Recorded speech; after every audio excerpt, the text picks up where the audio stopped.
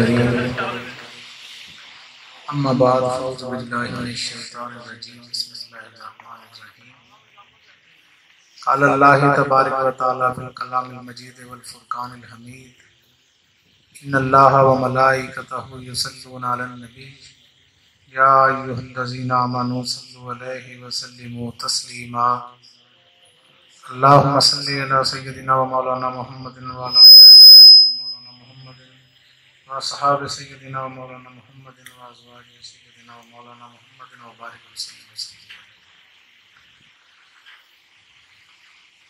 ارشاد الہی ہے کہ اللہ تعالیٰ اور اس کے فرشتے نبی کریم صلی اللہ علیہ وسلم پر درود و سلام بھیجتے ہیں، اس لیے ایمان والو تم بھی نبی پاک صلی اللہ علیہ وسلم پر درود و سلام کے نذرانے بھیجا کرو۔ تو گویا یہ اللہ تعالیٰ اور فرشتے ملائکہ کا ذاتی وظیفہ ہے جس کا ذکر قرآن مجید میں بیان ہوا۔ انداز بیاں گرچہ بہت شوخ نہیں ہے، انداز بیاں گرچہ بہت شوخ نہیں ہے، شاید کہ اتر جائے کسی دل میں میری بات۔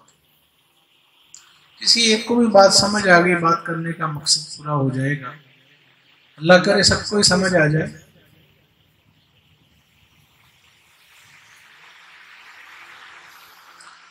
حضرات محترم، آپ اس روحانی نورانی محفل میں تشریف لائے، رات کے اس پہر جاگ رہے ہیں، تو یہ اس بات کا ثبوت ہے کہ اللہ رسول کی محبت آپ لوگوں کے دلوں کے اندر موجود ہے۔ صرف چند باتیں ہوں گی اشاروں کنایوں میں، اس کو گوش گزار آپ کے کرنا ہے۔ آپ کی توجہ جو ہے وہ موجود ہونی چاہیے، ذہن حاضر ہونا چاہیے۔ آج کا دور بے چینیوں کا دور، پریشانیوں کا دور، ڈپریشن، انگزائٹی، بیماریاں، اذیتیں، تکلیفیں، ذہنی مسائل، دماغی مسائل، جسمانی مسائل۔ انسان نمازیں پڑھ رہا ہے اور بے سکون ہے، دین کے جتنے بھی کام کر رہا ہے اسے کوئی سکون نہیں آ رہا، کوئی چین نہیں آ رہا۔ اس کا دماغ 24 گھنٹے ایک ہی بات کے پیچھے لگا ہوا ہے، پیسہ پیسہ اور بس پیسہ۔ کوئی مانے یا نہ مانے ہے ہی ایسا۔ دین، ایمان، خدا، رسول سب کچھ بن گیا ہے پیسہ۔ حرم پاک بھی جیسے علامہ اقبال نے کہا فرقہ بندی ہے کہیں اور کہیں ذاتیں ہیں، کیا زمانے میں پنپنے کی یہی باتیں ہیں۔ مسلمانوں میں خون باقی نہیں ہے، وہ دل وہ آرزو باقی نہیں ہے۔ صفیں کج دل پریشاں سجدے بے ذوق کہ جذبے اندروں باقی نہیں۔ سب کچھ موجود ہے مگر مسلمانی موجود نہیں ہے۔ محمد رسول اللہ صلی اللہ علیہ وسلم نے کعبے کو پاک کیا تھا بتوں سے۔ 360 بت تھے خانہ کعبہ کے اندر، اور وہ بت آج ہمارے اندر موجود ہیں۔ تو اگر نبی کریم صلی اللہ علیہ وسلم سے محبت ہے تو ہمیں ان کے نقش قدم پہ چلنا پڑے گا، ان کی سنت پہ عمل کرنا پڑے گا، اور ان کی سنت ہے بتوں کو توڑنا، اور ہم بتوں کو پوج رہے ہیں۔ تو اس میں بڑا فرق ہے۔ صرف زبانی کہہ دینا غلام ہیں رسول کے غلام ہیں، یہ زبانی کہہ دینے سے غلامی مکمل نہیں ہوتی۔ غلامی ایک کریکٹر کا نام ہے، کردار کا نام ہے۔ رسول اللہ صلی اللہ علیہ وسلم کی زندگی مبارکہ 40 سال نہ قرآن، نہ اعلان نبوت، نہ نماز، نہ روزہ، نہ حج، نہ فرضیت، نہ نبوت کا بھی اعلان ہے۔ تو لوگ آپ کو صادق اور امین کہہ کے پکارتے تھے۔ کس کو؟ جو ایک عام شہری ہے، اس لیے نہیں مانتے تھے صادق اور امین کہ وہ نبی تھے۔ نبی ہونے کا تو ابھی دعویٰ ہی نہیں ہوا، ابھی اعلان ہی نہیں ہوا۔ 40 سال جو حضور کے گزرے وہ سارے صادق اور امین کہتے تھے، آپ کی عزت کرتے تھے، احترام کرتے تھے۔ اس کی وجہ کیا تھی؟ وجہ یہ تھی کہ حضور نمازیں پڑھتے تھے؟ نہیں، وہ حضور کا کردار تھا، احترام انسانیت، دوسروں کا خیال، بڑے چھوٹے کا احترام، شرم و حیا، اخوت، مساوات، بھائی چارہ، اخلاقیات، یہ سارا کچھ تھا۔ اس کو دیکھ کر لوگ آپ کے پاس اپنی امانتیں رکھواتے تھے۔ کیوں رکھواتے تھے؟ پتا تھا کہ یہ سچے ہیں، یہ بے ایمانی نہیں کر سکتے، جیسے دیتے تھے ویسے ہی واپس مل جاتی تھی۔ تو ہمارے پاس کوئی اپنی امانت نہیں جلدی رکھواتا، کیا وجہ ہے؟ شک ہے نا کہ پتہ نہیں واپس ملے کہ نہ ملے۔ وہاں پک تھا کہ جو بھی دیں گے وہ واپس ملے گا۔ امین تھے، امانتیں رکھتے تھے، صادق تھے، سچے تھے، کوئی بات زبان سے جو نکالتے تھے وہ برحق ہوتی تھی، لا ریب ہوتی تھی۔ ہمارا جو آج کا معاشرہ ہے اس کا سب سے بڑا المیہ یہ ہوا کہ ہم نے دین کی روح کو چھوڑ دیا، دین کی مقصدیت کو چھوڑ دیا، دین کی حقیقت کو سمجھنے کی طرف توجہ ہی نہیں دی۔ ہم سمجھتے ہیں کہ پتہ نہیں، اپنی من مرضی سے۔ ہمارے معاشرے کے اندر یہ رواج ہی نہیں، یہ تربیتی نظام ہی نہیں۔ کوئی میڈیا کو دیکھتا ہے تو وہ کہتا ہے کہ بس میری پسند کی جو چیز ہے بس وہی دین ہے۔ کسی نے سوشل میڈیا کو دیکھ لیا، فیس بک دیکھ لی، انٹرنیٹ دیکھ لیا، اخبارات دیکھ لیے، باتیں سن لی، مگر حقیقت کا کوئی متلاشی ہی نہیں۔ جیسے علامہ کا شعر ہے، ہم تو مائل بکرم ہیں کوئی سائل ہی نہیں، ہم تو مائل بکرم ہیں کوئی سائل ہی نہیں، راہ دکھلائیں کسے کوئی راہ روے منزل ہی نہیں، کوئی چلنا چاہتا ہی نہیں۔ یہ دیکھیں نا، انسان کی زندگی جو ہے وہ تو گھوم رہی ہے اپنے روزگار کی گرد۔ گلا تو گھونٹ دیا اہل مدرسہ نے تیرا، کہاں سے آئے صدا لا الہ الا اللہ۔ اب اسکول، کالج، یونیورسٹیوں کے اندر ڈگریاں، ڈپلومے، سرٹیفکیٹس لینا جو ہے یہ فخر کا باعث ہے۔ اس کے لیے 10 سال، 15 سال، 20 سال، لاکھوں روپیہ لگا دیتے ہیں کہ ہمارا بچہ ڈگری ہولڈر ہو جائے، ڈگری حاصل کر لے، ڈپلومہ مل جائے، اور اس کے بعد رزلٹ، اس کا مقصد کیا ہے؟ پھر وہ جاب کی تلاش، کہ 2 آنے کی نوکری کہیں مل جائے۔ دھکے کھاتے پھرتے ہیں پھر فائلیں لے کر دفتروں کے، نوکری ملتی نہیں، جاب کم ہے اور ڈگریاں زیادہ ہیں۔ صحابہ کرام کے پاس نہ کوئی ڈگری تھی، نہ کوئی ڈپلومہ تھا، نہ کوئی سند تھی، نہ کسی کالج میں گئے تھے، نہ کسی یونیورسٹی میں گئے تھے۔ یہ ہم ذکر کر رہے ہیں نا صحابہ کا۔ سیدنا صدیق اکبر کو دیکھیں، حضرت سیدنا عمر فاروق رضی اللہ تعالیٰ عنہ، حضرت عثمان غنی، مولا علی المرتضیٰ شیر خدا، بلال حبشی، حضرت ابو ایوب انصاری، سلمان فارسی، بلال حبشی، سیدنا ابو ہریرہ، نام لیتے جائیں رات ختم ہو جائے، اتنے نام۔ ان سب نے کیا ایسا کمال کیا، کون سا کام کیا کہ یہ دنیا کے اوپر چھا گئے، بغیر کسی ڈگری کے، بغیر کسی کاغذ کے گتے کے، کوئی ڈپلومہ نہیں، کوئی سند نہیں۔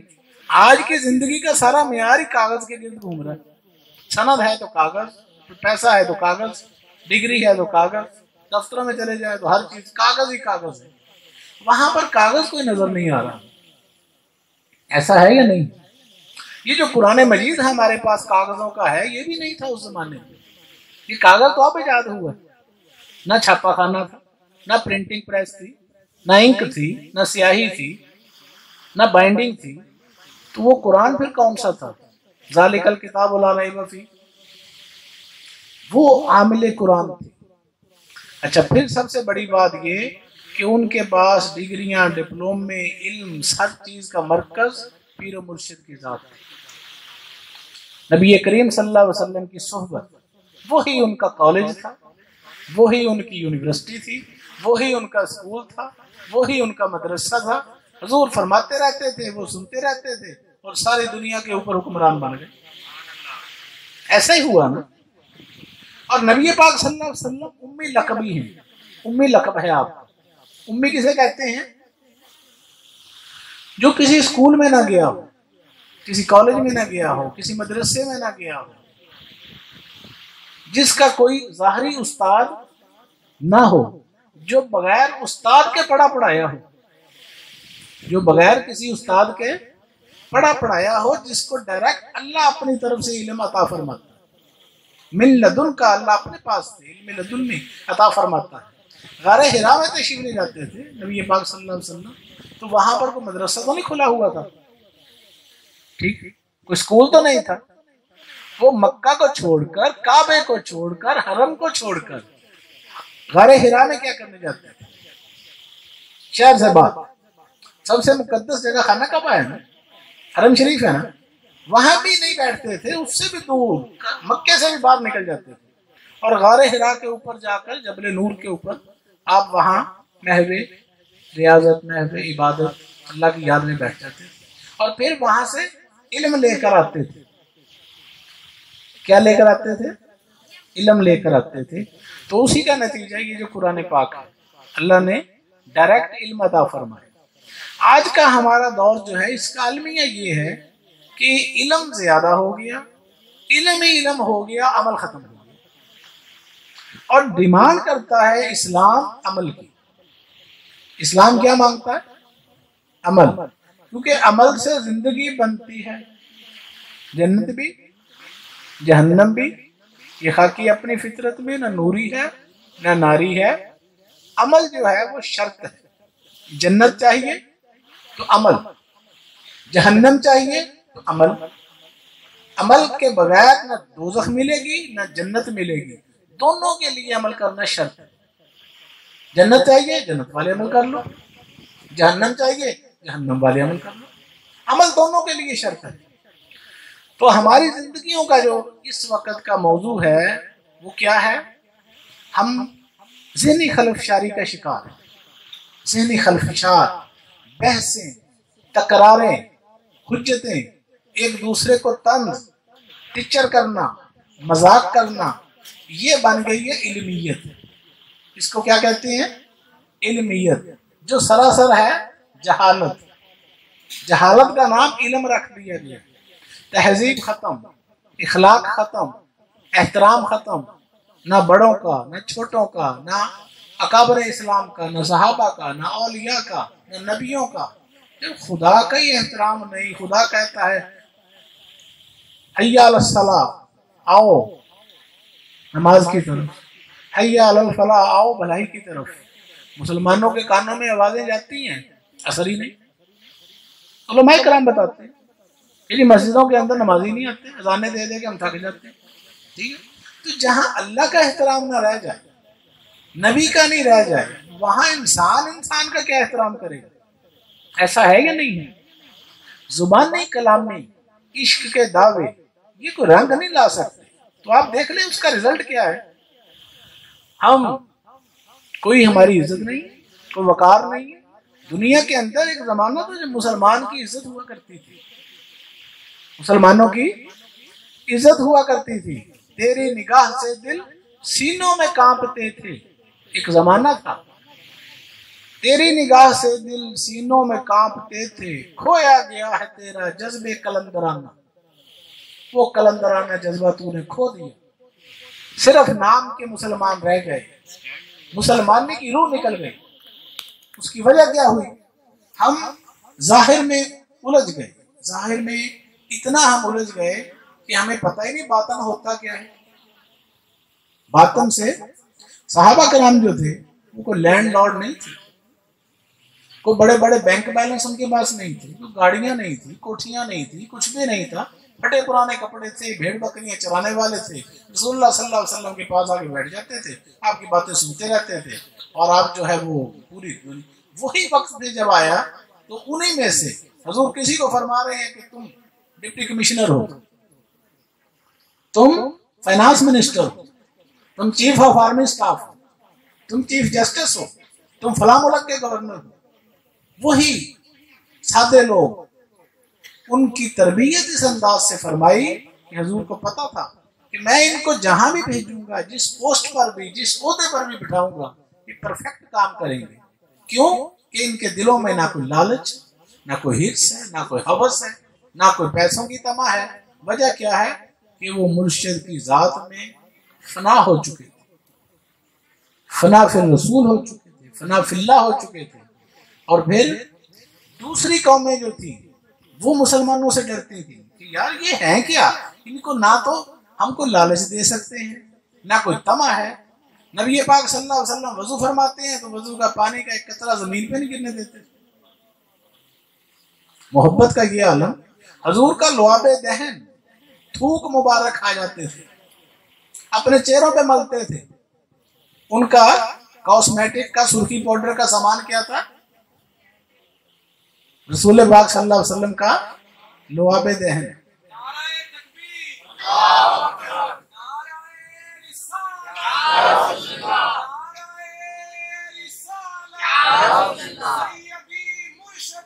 یا نبی یا نبی، غلام ہے رسول کے غلام ہے، غلامی رسول میں بہت بھی قبول ہے، جو ہو نہ عشق مصطفیٰ زندگی فضول، نعرہ رسالت۔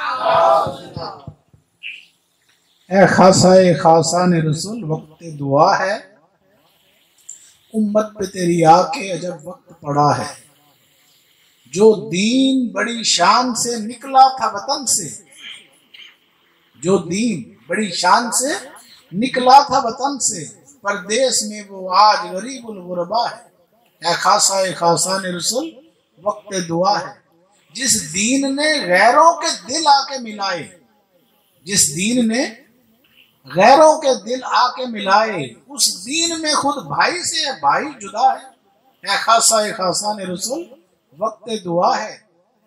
ہم کسی اور ہی طرف چل پڑے، ہماری زندگیوں کا مقصد ہی کوئی نہیں رہ گیا، مطمع نظر ہی صرف ہے بھاگ دوڑ افرا تفری، کوئی منزل نہیں ہے، کوئی مقصد نہیں ہے۔ تو یہ ایسا ہوا کیوں؟ اس کی وجہ یہ ہوئی کہ ہم نے دین کو چھوڑ دیا، دین سے دور ہو گئے، اپنی اولادوں کو بھی دین سے دور کر دیا۔ جب آپ خود جھوٹ بولیں گے تو آپ کی اولاد سچ بولے گی، آپ نشہ کریں گے تو اولاد آپ کی نہیں کرے گی۔ باہر دروازہ اگر کسی نے بیل دی ہے، دروازہ کھٹکھٹایا ہے، تو آپ کہتے ہیں باہر جا کے کہہ دو کہ پاپا گھر پر نہیں ہے۔ کیا کہتے ہیں؟ بچے کو ترغیب دی جا رہی ہے جھوٹ بولنے کی، تو بڑا ہو کے وہ جھوٹ نہیں بولے گا، وہ باپ کو کہے گا تو نے تو مجھے جھوٹ سکھایا ہے، اب مجھے جھوٹ سے روکتا ہے، تم نے تو مجھے مجرم بنایا، تم نے مجھے دین سے دور کیا۔ اچھا پھر باپ چاہتا ہے میری عزت ہو، وہ جو وقت تھا جب اس کی تربیت کرنی تھی وہ تو ضائع کر دیا، تو پھر عزتیں نہیں ہوا کرتی، پھر ذلت مقدر بن جاتی۔ جب کرو مہربانی تم اہل زمین پر، خدا مہربان ہوگا عرش بری پر۔ دوسروں کا خیال رکھنا، دوسروں کے کام آنا۔ پہلے لوگوں جو بچوں کی تربیت کرتے تھے، وہ پہلی مائیں جو تھی ان کی گود سے جب بچہ پیدا ہو کے بڑا ہو کے نکلتا تھا تو وہ زہد الانبیاء بابا فرید الدین گنجے شکر بنتا تھا، شیخ عبد القادر جیلانی غوث اعظم بنتے تھے۔ تو آج کی ماؤں کی گود سے جو بچے نکلتے ہیں وہ جیب قطرے نہیں بنے گے تو اور کیا بنے گے؟ وہ چور نہیں بنیں گے، مجرم نہیں بنیں گے، ٹھگ نہیں بنیں گے، نشائی نہیں بنیں گے، تو کیا بنیں گے؟ وجہ کیا؟ تربیت نہیں۔ بابا صاحب کو عادت ڈالی والدہ نے نماز کی، تو وہ ان کی جانماز کے نیچے کیا رکھ دیتی تھی؟ شکر کی پڑیا۔ ایک دن وہ گھر پر نہیں تھی تو دل میں خیال آیا کہ نماز کا ٹائم ہے تو میرا بیٹا فرید جب مسلح اٹھائے گا تو وہاں شکر تو موجود نہیں ہوگی، تو یا اللہ میرا بھرم رکھ لینا۔ تو بابا صاحب سے اگر پوچھا کہ بیٹا نماز پڑھی تھی؟ ہاں جی پڑھی تھی۔ تو پھر کیا ہوا کہ وہ مسلح اٹھایا تھا تو شکر کی پڑیا نہیں۔ بچے کے یقین کا پیٹرن وہاں تک لے گئی ماں کہ بچے کو پک ہو گیا کہ جیسے ہی مسلح اٹھاؤں گا شکر کی پڑیا ہوگی، اور مل گئی۔ یہ تربیت کے انداز ہوا کرتے تھے۔ حضرت شیخ عبد القادر جیلانی غوث اعظم کا واقعہ سنتے ہیں کہ والدہ نے وہ دینار اندر سی دیے تو راستے میں ڈاکو پڑ گئے، تو انہوں نے کہا کہ تمہارے پاس کچھ ہے؟ تو کیا کہا؟ میرے پاس 40 دینار ہے۔ انہوں نے تلاشی لی تو تھی ہی نہیں، وہ سردار کے پاس لے گئے، کہا جی یہ بچہ کہتا ہے میرے پاس ہیں 40 دینار۔ تو انہوں نے کہا کہ میری گودڑی کے نا اندر جو ہے وہ قمیض میں سلے ہوئے ہیں، میری والدہ نے کہا تھا چلتے وقت کہ بیٹا کبھی جھوٹ نہیں بولنا۔ تو حضور غوث اعظم کا یہ واقعہ سن کر وہ سردار جو تھا وہ بھی توبہ طائب ہو گئے، اور سارے ان کے جتنے ڈاکو تھے وہ توبہ طائب ہوئے، اور وہ سب لوٹا ہوا مال لوگوں کا واپس کر دیا۔ یہ تھا انداز اس زمانے میں تربیت کا۔ تو آج تکلفات، سادگی، موبائل لاکھ لاکھ روپے کا، 50-50 ہزار کا بچوں کے ہاتھ میں پکڑا دیتے ہیں، اور پتہ نہیں کیا کر رہا ہے بچہ، ٹھیک ہے، اور سمجھتے ہیں کہ پتہ نہیں یہ تہذیب سیکھ رہا ہے، یہ ایجوکیشن حاصل کر رہا ہے، اس میں سے اس کو نالج مل رہا ہے۔ وہ کچھ بھی نہیں، آنکھوں کا بھی ستیہ ناش، دماغ کا بھی، اعصاب کا بھی، پھر ڈاکٹروں کے پاس لیے پھرتے ہیں، وہ اینکیں لگا دیتے ہیں، وہ کہتے ہیں، پھر میڈیسن پہ لگا دیتے ہیں، ٹھیک ہے۔ تو قصوروار کون ہے؟ والدین خود۔ یہ سارا معاشرہ جو ہے یہ انسان دشمن معاشرہ ہے۔ اس معاشرے نے انسانیت کے لیے کیا کیا آپ دیکھیں، غور و فکر کریں، ٹھیک۔ تو معاشرہ کسے کہتے ہیں؟ معاشرہ ہمیں کہتے ہیں، آپ معاشرہ ہیں، یہ ہے معاشرہ، یہ انسانوں کے گروہ کو معاشرہ کہا جاتا ہے۔ ایک بندہ ہے تو وہ کیا ہے؟ فرد ہے، اور زیادہ اکٹھے ہوگا تو معاشرہ بن گیا، سوسائٹی بن گئی۔ اسی طرح نبیوں پیغمبروں نے کیا کیا؟ افراد کی تربیت کی تو معاشرے بدل گئے۔ تو آج ضرورت ہے کہ ہم معاشرے کی تربیت کریں، اور معاشرہ سب سے پہلے آپ کا گھر ہے، 2-4 مرلے کے اندر، جو 4 دیواری کے اندر، یہی معاشرہ ہے۔ بچے ہیں، مائیں بہنیں بیٹیاں ہیں، ان کی تربیت ہم کس نہج پہ کر رہے ہیں؟ جب ہم وہ ایک اپنا لائحہ عمل تجویز کر لیں گے، چن لیں گے، تو پھر تربیت صحیح ہوگی۔ ہمارے اندر 360 بت، جب تک ان کو نہیں ہم توڑیں گے اس وقت تک رسول اللہ خوش نہیں ہوں گے، نہ اہل بیت خوش ہوں گے، نہ صحابہ کرام خوش ہوں گے، نہ 12 امام، نہ 14 معصومین خوش ہو سکتے ہیں، نہ اللہ رب ذوالجلال خوش ہوں گے۔ یہ بتوں کو نکالنا ہے، اگرچہ بت ہیں جماعت کی آستینوں میں۔ حکیم الامت علامہ اقبال شاعر مشرق، جنہوں نے اس اسلامی ملک کا تصور دیا تھا، مفکر پاکستان، وہ کیا فرماتے ہیں؟ اگرچہ بت ہیں جماعت کی آستینوں میں، مجھے ہے حکم اذاں لا الہ الا اللہ۔ کون سی جماعت کی آستینوں میں بت ہیں؟ یہ جماعت لا الہ الا اللہ محمد رسول اللہ پڑھنے والی جماعت، امت محمدیہ، ان کے اندر جو ہے تفرقے، نفاق، دنیا میں 50-60 ممالک ہیں مسلمانوں کے، اور آپس میں اتفاق ہی نہیں، ٹھیک ہے۔ چلو وہ تو بات دور کی ہو گئی، ایک گھر کے اندر بھائی جو ہے وہ بھائی کے ساتھ متفق نہیں، اتفاق نہیں، اتحاد نہیں۔ تو جب تک ہم اتفاق نہیں پیدا کریں گے، اتحاد نہیں پیدا کریں گے، تو ہم غیروں کو کیسے مسلمان بنا لیں گے؟ ہم تو پہلے مسلمانوں کے اندر پیار پیدا کریں گے۔ جب آپس میں ہم ایک ہوں گے تو ہمیں دیکھنے والا غیر مسلم وہ کہے گا یار میں مسلمان تو ہو جاؤں گا، کلمہ پڑھ لیتا ہوں، مگر اس میں جا کے میں نے کون سا مسلمان ہونا ہے؟ مسلمانوں کی 72 قسمیں ہیں، وہ سوچے گا کہ نہیں کہ میں ٹھیک ہے جی۔ ایک عالم دین تھے، ان کو کسی غیر مسلم نے کہا فورن کے اندر کہ میں مسلمان ہونا چاہتا ہوں، آپ مجھے بتائیں آپ مجھے کون سا مسلمان بنائیں گے؟ آپ کے اندر تو 100 قسمیں ہیں مسلمانوں کی، مختلف ورائٹیاں ہیں، مجھے آپ کون سا مسلمان بنائیں گے؟ میں وہ مسلمان بننا چاہتا ہوں جو محمد رسول اللہ بناتے تھے۔ اب بتائیں کیا جواب ہے ہمارے پاس؟ تو یہ جو بات ہے یہ ہمیں ملتی ہے اللہ والوں سے۔ اللہ اللہ کی یہ جانے سے اللہ نہ ملے، اللہ والے ہیں جو اللہ سے ملا دیتے ہیں۔ بندہ بننا ہے خدا کا تو گدا بن ان کا، جو فقیروں کو شہنشاہ بنا دیتے ہیں۔ تو ہمیں نفس